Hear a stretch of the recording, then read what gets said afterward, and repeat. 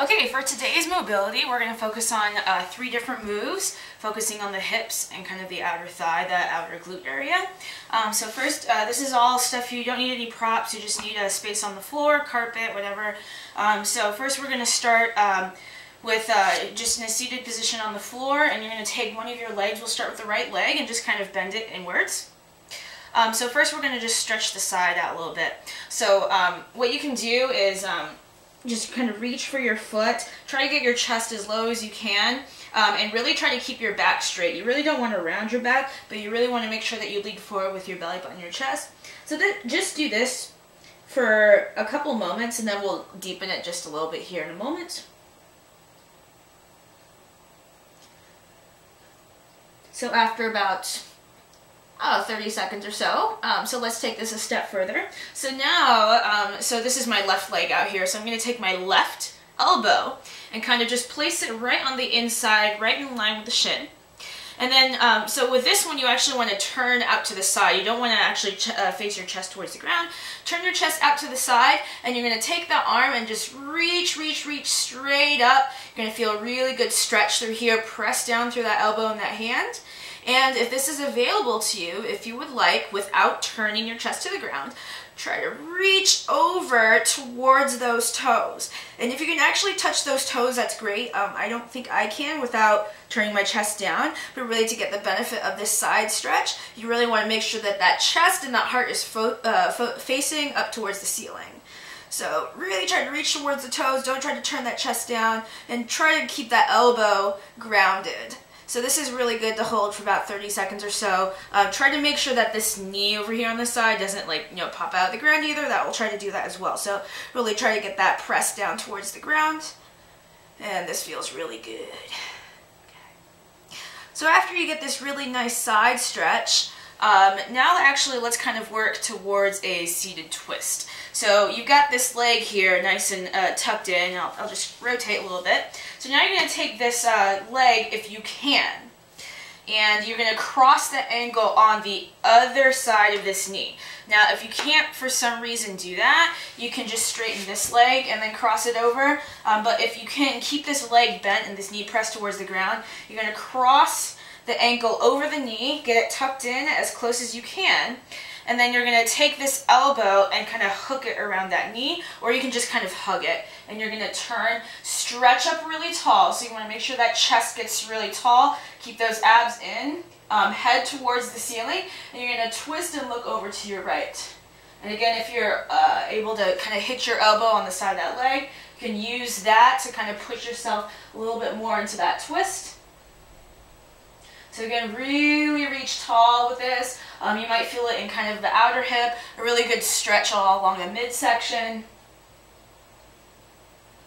And make sure you breathe, okay? So breathing in and out is really going to help you kind of sink into this twist, this stretch just a little bit more. So this is a good one to hold for about 45 seconds to a minute. All right. So other side, take this leg, straighten it out, tuck this leg in, and then you can just start just with this stretch, again leaning forward with the chest down, try to keep that knee pinned to the ground if you can, keeping that back as flat as you can. So if you can, try not to round, but really try to fold forward, hinging at the hips.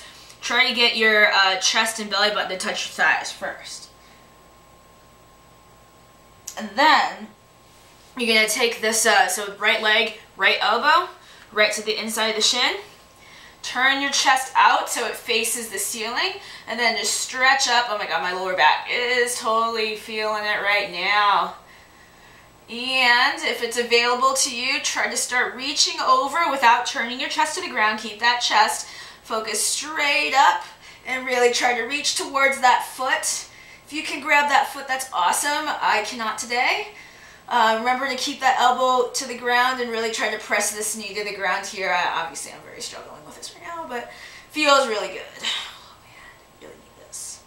Okay, so back to the seated twist. So again, this leg is bent, and again, if you need to straighten this leg so you can get this other one over, that's fine, but if you can keep it bent, that's awesome. Take this ankle, hitch it on the other side of that knee, and now you're going to twist in the opposite direction. Again, remember to get that chest tall, like someone's taking a string and pulling your entire torso up towards the ceiling.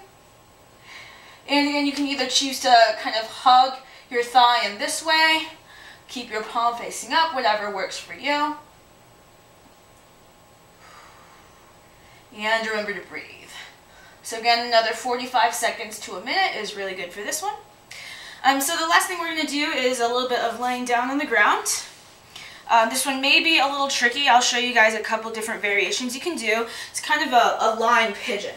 So first you're going to start by crossing. We'll do the right leg. So you're going to start with your knees bent, and you're going to cross your right leg in front of the left, okay? And now if you can grab the ankles, that's great. You're going to try to pull both of them into you, flex your feet. If you can actually grab the sides of your feet, that would actually be almost more ideal.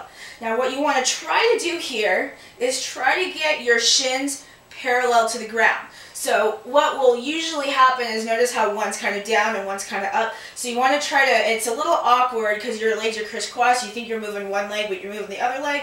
So I'm going to take my left leg here, try to get it up to parallel, while my right leg, this is where it gets hard, try to bring that down to parallel. So it's kind of that switch directional, I don't know what you call it.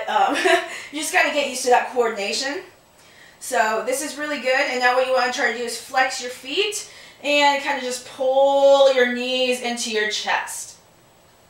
Alright, pull those knees into the chest, flex your feet, and then really try to use your hands to kind of pull your legs, pull your feet apart from each other. Alright, so this is really good, man. I am feeling it down here, in here, all sorts of places. And again, really trying to work those shins parallel to the ground as best as you can, flexing the feet. Now, if you cannot do this, obviously the variation is just to keep this leg straight and to kind of pull in this way. But if you can, even if you can just grab the ankles and just kind of work your shins up to parallel, this will be really good, kind of a very in-deep twist laying on the ground. Pigeon variation that you can try. So again, switching sides, I want those legs, crossing the left leg now, and grabbing both of those ankles or the sides of your feet if you can, and then trying to pull those knees so they're really stacked on top of each other and get those shins parallel to the ground. So this one comes up, the other one comes down, flex the feet, hug the knees in as best as you can, and really try to drive those feet away together. Really use your hands to try to do this. And this is a really good hip opener in general. So, oh man, this feels good. Alright. So those are your hip side stretches for today.